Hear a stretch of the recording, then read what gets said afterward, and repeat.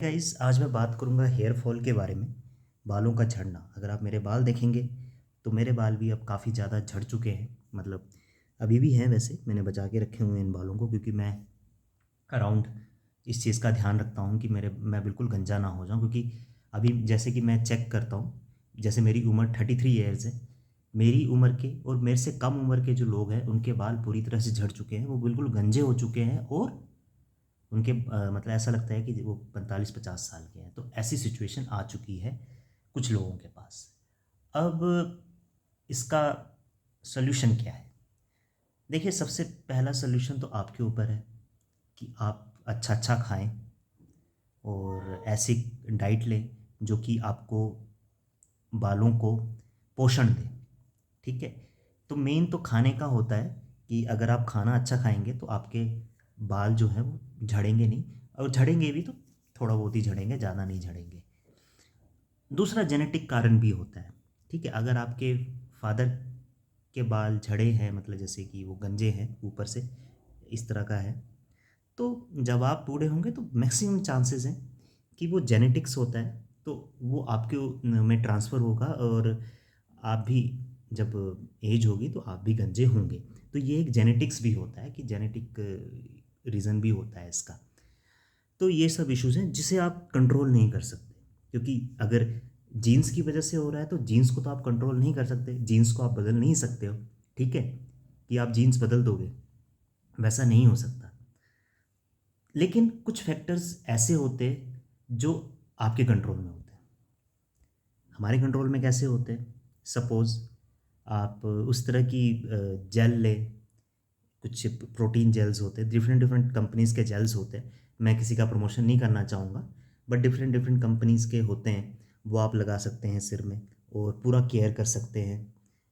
तो उससे भी आपके बाल नहीं झड़ेंगे। और कुछ दवाइयाँ भी होती हैं आजकल, आप देखेंगे कि प्रोडक्ट्स आ रहे हैं।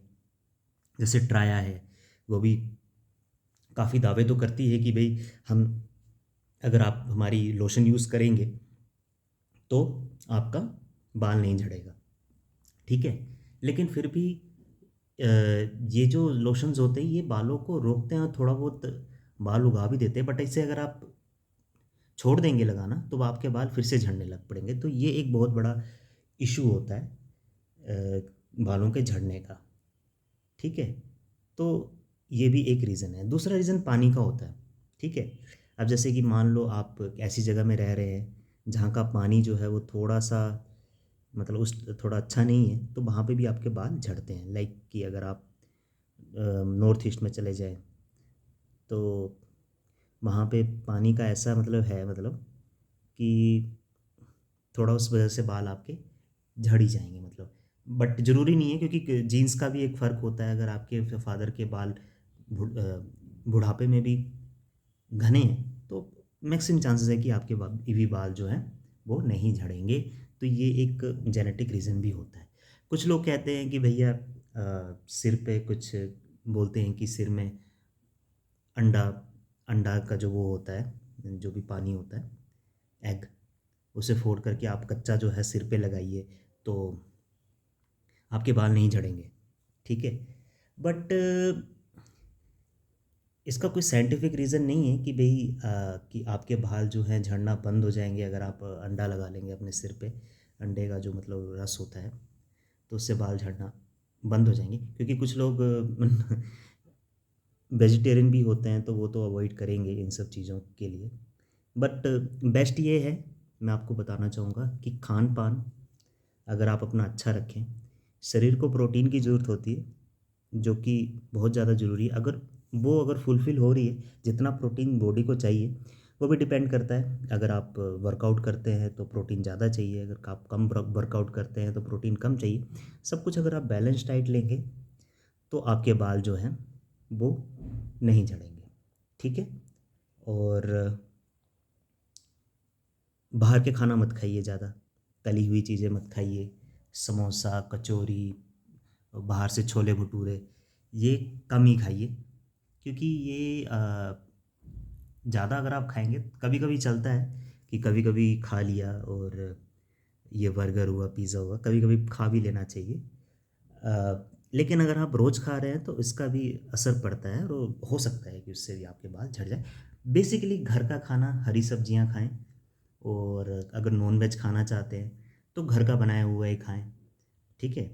जो भी मतलब आप अंडा ये सब जो भी आप चिकन वगैरह खाएं, लेकिन ग्रिल करके खाएं, मतलब कि ज़्यादा ना खाएं, क्योंकि ये अगर आप ज़्यादा खाएंगे तो आपको नुकसान करता है, क्योंकि एक्सेस ऑफ एवरीथिंग, कोई भी आप चीज़ अगर आप एक्सेस में खाएंगे तो वो नुकसान आपको करती है। तो ये सब अगर आप पूरा बैलेंस्ड अप्रोच रखेंगे ना अपने खान पान को लेके, और ऐसे ही मतलब सब कुछ चीज़ें बैलेंस तरीके से आप चलेंगे, तो आपके बाल झड़ना थोड़े कम होंगे, हो सकता है बंद भी हो जाए। लेकिन जो जेनेटिक रीज़न है बाल झड़ने का, उस पर आप कंट्रोल नहीं कर सकते, क्योंकि जीन्स आप चेंज नहीं कर सकते। यही था मेरा वीडियो। वीडियो कैसा लगा तो ज़रूर आप वीडियो को लाइक करें और मेरे चैनल को ज़रूर सब्सक्राइब करें। Thank you.